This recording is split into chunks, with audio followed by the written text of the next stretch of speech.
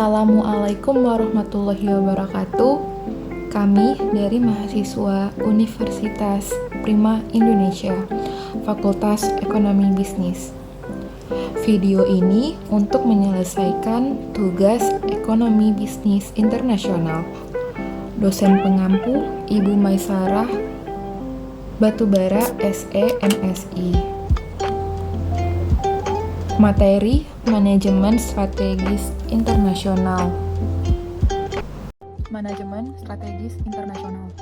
Manajemen strategis internasional adalah proses perencanaan manajemen yang komprehensif dan berkelanjutan untuk merumuskan dan menerapkan strategi yang memungkinkan perusahaan untuk bersaing secara efektif dan secara internasional.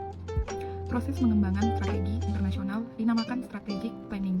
Strategic planning biasanya merupakan proses yang kompleks dan memerlukan analisis yang cermat terhadap lingkungan bisnis, sumber daya dan kekuatan perusahaan. Dalam formulasi strategi internasional, manajer mengembangkan, memperhalus, dan menyetujui di mana pasar yang akan mereka masuki atau keluar dan bagaimana cara yang baik untuk berkompetisi di masing-masing pasar tersebut. Implementasi strategi internasional biasanya dicapai melalui desain, organisasi, pekerjaan karyawan, dan sistem pengendalian dan prosesnya. Tantangan manajemen strategis internasional. Yang pertama, kompleksitas lingkungan. Lingkungan bisnis internasional lebih kompleks dan dinamis dibandingkan dengan lingkungan domestik. Faktor-faktor seperti perbedaan politik, ekonomi, sosial, budaya, dan hukum di berbagai negara dapat menyulitkan perusahaan untuk memahami dan beradaptasi dengan lingkungan bisnis yang baru. Perubahan regulasi, kebijakan pemerintah, dan kondisi ekonomi di berbagai negara dapat terjadi dengan cepat dan tidak terduga. Hal ini dapat mengganggu operasi bisnis perusahaan dan mengharuskan mereka untuk melakukan penyesuaian strategi secara berkelanjutan. Yang kedua, persaingan global. Persaingan di pasar internasional semakin ketat dan intensif. Perusahaan harus bersaing dengan perusahaan domestik dan multinasional dari berbagai negara untuk mendapatkan pangsa pasar dan pelanggan. Pesaing internasional mungkin memiliki keunggulan kompetitif yang signifikan, seperti akses ke sumber daya yang lebih murah, teknologi yang lebih canggih, atau merek yang lebih kuat. Hal ini dapat menyulitkan perusahaan untuk bersaing secara efektif. Cara mengatasi tantangan manajemen strategis internasional.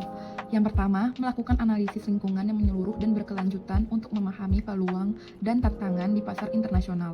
Kedua, mengembangkan strategi yang fleksibel dan dapat diadaptasi dengan perubahan lingkungan bisnis internasional.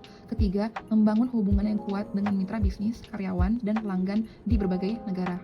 Keempat, menerapkan sistem kontrol dan manajemen risiko yang efektif.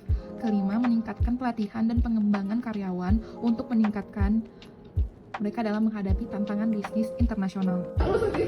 Menyelaraskan implementasi strategis perusahaan antara unit-unit bisnis. Menyelaraskan implementasi strategis perusahaan antara unit-unit bisnis. Selain itu, manajer bisnis internasional juga harus menyelaraskan implementasi strategis perusahaan antara unit-unit bisnis yang menyebar di seluruh dunia dengan perbedaan zona waktu, perbedaan konteks budaya, dan perbedaan kondisi ekonomi, dan juga harus memonitor dan mengendalikan kinerja mereka. Namun manajer biasanya mempertimbangkan kompleksitas. Faktor bahasa. Operasi di Amerika, bahasa Inggris sangat umum digunakan. Operasi internasional, beberapa situasi menuntut penggunaan bahasa lokal. Faktor budaya. Operasi di Amerika relatif homogen, operasi internasional berbeda-beda baik antar negara maupun di dalam satu negara. Faktor politik, operasi di Amerika stabil dan relatif tidak terlalu penting. Operasi internasional sering bergejolak dan menjadi faktor yang cukup penting. Faktor ekonomi relatif, operasi di Amerika relatif seragam. Operasi internasional sangat bervariasi antar berbagai negara maupun antar bagian dari satu negara. Faktor intervensi pemerintah. Operasi di Amerika minimal dan dapat diprediksi. Operasi internasional sangat luas dan dapat berubah dengan cepat. Faktor tenaga kerja. Operasi di Amerika tenaga kerja ahli cukup banyak. Operasi internasional tenaga kerja ahli sering langka, membutuhkan pelatihan atau merancang ulang metode produksi. Faktor keuangan. Operasi di Amerika, pasar keuangan sudah maju. Operasi internasional, pasar keuangan sangat tidak berkembang, aliran modal tergantung pada pengendalian pemerintah. Faktor riset pasar. Operasi di Amerika, data dapat diperoleh dengan mudah. Operasi internasional, kadang data sulit diperoleh dan biayanya cukup mahal. Faktor periklanan. Operasi di Amerika, banyak media yang tersedia, sedikit pembatasan. Operasi internasional, Media terbatas banyak, pembatasan tingkat melek huruf yang rendah, beberapa negara membuat perusahaan mengesampingkan media cetak. Faktor uang. Operasi di Amerika, dolar Amerika Serikat digunakan secara universal. Operasi internasional harus menukar mata uang tertentu ke mata uang yang lain. Problem muncul karena perubahan nilai tukar dan pembatasan yang diberlakukan pemerintah. Faktor transportasi atau komunikasi. Operasi di Amerika salah satu yang terbaik di seluruh dunia. Operasi internasional sering tidak memadai. Faktor pengendalian. Operasi di Amerika selalu menjadi masalah, namun pengendalian pusat biasanya cukup berhasil. Operasi internasional, problem lebih buruk harus sering berada di tengah-tengah antara terlalu pusat dan kehilangan pengendalian karena terlalu terdesentralisasi. Faktor kontrak. Operasi di Amerika setelah ditandatangani langsung mengikat kedua belah pihak, walaupun salah satu pihak mereka kontrak tersebut tidak terlalu menguntungkan. Operasi internasional dapat dibatalkan dan dinegosiasi kembali jika salah satu pihak mereka tidak puas. Faktor hubungan tenaga kerja. Operasi di Amerika, perundingan dilakukan bersama-sama antara majikan dengan tenaga kerja atau kolektif bargaining. Pemecatan karyawan dapat dilakukan dengan mudah. Operasi internasional, memecat karyawan sering tidak mungkin. Terdapat pekerja yang diberi mandat untuk berpartisipasi dalam manajemen. Pekerja cenderung melakukan perubahan melalui proses politik dibandingkan dengan kolektif bargaining. Terdapat 3 sumber daya keunggulan bersaing yang tidak tersedia dalam perusahaan domestik. Ini sebagai pertukaran atas tambahan kesepakatan yang ada karena ekspansi global. Tentu saja, bisnis internasional memiliki kemampuan untuk mengeksploitasi 3 sumber daya keunggulan bersaing yang tidak tersedia dalam perusahaan domestik. 1. Efisiensi global. Perusahaan internasional dapat meningkatkan efisiensi melalui berbagai sarana yang tidak dimiliki perusahaan domestik. Perusahaan dapat memperoleh efisiensi lokasi dengan menempatkan fasilitasnya dimanapun di seluruh dunia yang biaya produksi dan distribusinya paling rendah atau lokasi terbaik yang dapat meningkatkan mutu pelayanannya yang ditawarkan kepada pelanggan. 2. Fleksibilitas multinasional. Setiap negara memiliki lingkungan politik, ekonomi, hukum, dan budaya yang berbeda-beda. Selain itu, lingkungan ini terus berubah. Hukum baru diberlakukan, pemerintahan baru dipilih, kebijakan ekonomi berubah, pesaing baru muncul atau meninggalkan pasar, dan seterusnya. 3. Pembelajaran seluruh dunia. Lingkungan operasi perusahaan multinasional atau MNC, perbedaan yang begitu beragam juga memberi kontribusi bagi pembelajaran organisasi di antara lingkungan operasi tersebut, menyebabkan operasi perusahaan berbeda antara satu negara dengan negara lain. Perusahaan yang cerdas akan belajar dari perbedaan ini dan mentransfer pembelajaran ini ke operasinya di negara-negara lain. Misalnya, para manajer McDonald's Amerika yakin bahwa restorannya harus merupakan entitas yang terpisah dan berlokasi di pinggir kota atau di kota kecil. 12.4 Alternatif strategis. Alternatif strategis diantaranya adalah 1. Strategi penurunan negara asal atau home replication strategi. Dalam pendekatan ini, perusahaan menggunakan kompetensi inti atau keunggulan khusus perusahaan yang dikembangkan negara asalnya sebagai senjata bersaing di pasar luar negeri yang dimasukinya, yaitu perusahaan menggunakan apa yang dilakukannya saat berhasil di pasar negara asalnya dan coba menirunya untuk pasar luar negeri. Strategi penurun negara asal Ferrari misalnya, mengandalkan merek sudah terkenal dan reputasi membuat mobil mewah yang dirancang canggih dan mampu melaju kencang, tetapi tetap mengikuti peraturan yang ada di negara tersebut sebagai pembatasan kecepatan kendaraan. Kemudian strategi multidomestik strategi merupakan alternatif kedua yang tersedia bagi perusahaan internasional. Perusahaan multidomestik memandang dirinya sebagai sekumpulan anak perusahaan beroperasi secara independen yang setiap anak perusahaan berfokus pada satu pasar domestik khusus. Yang ketiga, strategi global strategi adalah filosofi alternatif ketiga yang dapat digunakan oleh perusahaan internasional. Perusahaan global memandang dunia sebagai pasar tunggal dan tujuan utamanya adalah menciptakan barang dan jasa yang memiliki standar yang tinggi yang mampu memenuhi kebutuhan pelanggan di seluruh dunia. Yang keempat, strategi transnasional atau transnasional strategi. Perusahaan transnasional berusaha mengkombinasikan keuntungan dari efisiensi skala global seperti yang ingin dicapai oleh perusahaan global dengan keuntungan dan keunggulan dari tanggapan atas keadaan lokal yang menjadi tujuan perusahaan domestik. Untuk melakukan itu, perusahaan transnasional tidak langsung mensentralisasi atau mendesentralisasi kekuasaan, tapi perusahaan akan secara berhati-hati melimpahkan tanggung jawab berbagi tugas organisasi ke unit organisasi yang dianggap paling mampu mencapai kedua tujuan itu, yaitu efisiensi dan fleksibilitas, seperti yang dimaui negara. Komponen-komponen manajemen strategis internasional.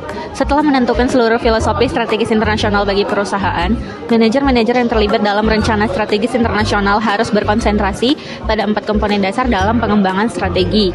Keempat komponen tersebut adalah kompetensi unik atau distinctive competence, lingkup operasi atau scope of operation, penggunaan sumber daya atau resource deployment, dan sinergi. 1. Kompetensi unik. Kompetensi unik atau distinctive competence, komponen pertama dalam strategi internasional menjawab pertanyaan apa yang dapat kita lakukan dengan luar biasa, terutama dibandingkan dengan para pesaing kita. Kompetensi unik dapat berupa teknologi maju, jaringan distribusi yang efisien, praktek organisasional yang hebat, atau merek yang terkenal. Tanpa kompetensi unik, perusahaan asing akan sulit bersaing dengan perusahaan lokal yang dianggap lebih memahami pasar lokal. Misalnya, nama, gambar, dan portofolio tokoh-tokoh Disney merupakan kompetensi unik yang membuat perusahaan sukses di luar negeri. Sama halnya ketersediaan program piranti lunak yang sesuai dengan sistem operasi Windows memberi keuntungan bagi Microsoft dalam bersaing dengan perusahaan lokal di luar Amerika Serikat. 2. Lingkup operasi. Komponen kedua, lingkup operasi atau scope of operation, menjawab pertanyaan di mana kita akan melakukan bisnis. Lingkup dapat diartikan sebagai wilayah geografis seperti negara wilayah dalam negara dan atau sekelompok negara. Atau lingkup dapat berfokus pada ceruk pasar atau produk dalam satu atau lebih wilayah, seperti ceruk pasar untuk produk berkualitas tinggi, ceruk pasar berbiaya rendah, atau ceruk pasar khusus lainnya. Karena semua perusahaan memiliki sumber daya yang terbatas dan setiap pasar memiliki daya tarik tersendiri untuk berbagai produk, maka para manajer harus memutuskan pasar mana yang paling menarik untuk di perusahaannya. Lingkup operasi tentu saja tergantung pada kompetensi unik perusahaan. Jika perusahaan memiliki kompetensi unik hanya di wilayah tertentu atau lini produk tertentu, maka lingkup operasinya akan berfokus pada area di mana perusahaan dapat menikmati kompetensi uniknya. Misalnya lingkup geografis operasi taman hiburan Disney meliputi Amerika Serikat, Jepang, Prancis, dan sebentar lagi Hong Kong. Sementara lingkup distribusi film dan penjualan barang dagangan meliputi dari 100 negara. Perusahaan lain memilih untuk memasuki banyak lini bisnis namun dengan mempersempit fokus geografisnya seperti Grup Buluskis, konglomerat keluarga dengan minat pada produk bir, tembaga, perbankan, hotel, jalan kereta api, telekomunikasi, dan peternakan di Chile dan negara-negara sekitarnya. Yang ketiga, penggunaan sumber daya. Penggunaan sumber daya atau resource deployment menjawab pertanyaan dengan adanya situasi pasar yang akan kita masuki, bagaimana cara kita mengalokasikan sumber daya kita ke pasar tersebut. Misalnya, walaupun Disney akan segera memiliki operasi taman hiburan di 4 negara, perusahaan ini tidak memiliki komitmen sumber daya yang sama di setiap pasar. Disney tidak melakukan investasi apapun di Tokyo Disneyland, membatasi investasi awalnya di Disneyland Paris hanya sampai 49% ekuitas, dan juga akan membatasi investasinya di Hong Kong. Namun, perusahaan ini terus melakukan investasi dalam jumlah besar ke operasi taman hiburannya di Amerika dan juga film-film hiburannya. Penggunaan sumber daya dapat ditentukan menurut lini produk, lini geografi, atau keduanya. Bagian dari rencana strategis ini menentukan prioritas relatif bagi sumber daya perusahaan yang terbatas. Disney dapat saja menyelesaikan masalah finansial Disneyland Paris tanpa bantuan pihak luar. Akan tetapi, tambahan investasi akan membuat perusahaan memberikan komitmen yang jauh melebihi tingkat yang diperkirakan untuk mencapai tujuan penggunaan sumber dayanya, dan barangkali membahayakan kemampuannya untuk membangun Taman Hiburan California Advance atau membeli ABC dan ESPN. Beberapa perusahaan multinasional besar memilih untuk melakukan sumber dayanya dalam tingkat dunia. Misalnya Sharp Corporation yang berbasis di Osaka memproduksi alat elektronik di 33 pabrik di 26 negara. Perusahaan lain memilih untuk memfokuskan produksinya di suatu tempat. Boeing, eksportir terbesar Amerika Serikat, mengkonsentrasikan rakitan akhir pesawat komersialnya di Seattle, Washington. Dan Daimler Chrysler memutuskan produksi Mercedes-Benz di Jerman. Walaupun pabriknya yang terbaru ada di Alabama, 9 dan 10 Mercedes masih buatan Jerman. Walaupun perusahaan-perusahaan ini membeli bahan baku dan menjual produknya secara global maupun membatasi sebagian besar penggunaan sumber produksinya hanya untuk digunakan di negara asalnya. Yang keempat, sinergi. Sinergi merupakan komponen keempat strategi internasional, menjawab pertanyaan bagaimana elemen-elemen bisnis kita yang berbeda-beda dapat saling menguntungkan. Nah, tujuan sinergi adalah menciptakan situasi tertentu yang secara keseluruhan adalah lebih baik dibandingkan dengan kumpulan dari beberapa bagian. Disney sangat sukses dalam menjalankan sinergi di Amerika Serikat. Orang mengenal karakter-karakter Disney dari televisi sehingga mereka dapat merencanakan liburan ke taman hiburan Disney, di mana di taman hiburan itu mereka dibombardir dengan begitu banyak informasi tentang film terbaru Disney, dan mereka membeli barang yang menggambarkan tokoh-tokoh Disney sehingga mereka terdorong untuk menonton tokoh-tokoh itu di TV. Begitulah siklusnya. Namun seperti yang diungkapkan di awal, perusahaan ini harus berjuang dalam usaha-usahanya supaya efektif di pasar global.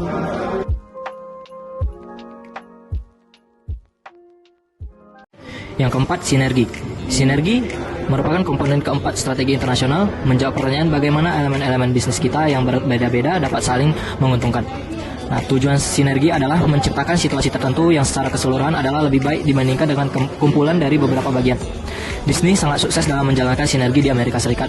Orang mengenal karakter-karakter Disney dari televisi sehingga mereka dapat merencanakan liburan ke taman hiburan Disney, di mana di taman hiburan itu mereka dibombardir dengan begitu banyak informasi tentang film terbaru Disney, dan mereka membeli barang yang menggambarkan tokoh-tokoh Disney sehingga mereka terdorong untuk menonton tokoh-tokoh itu di TV. Begitulah siklusnya. Namun seperti yang diungkapkan di awal, perusahaan ini harus berjuang dalam usaha-usahanya supaya efektif di pasar global. Berikut kesimpulan manajemen strategis internasional. Berikut saran yang kami paparkan.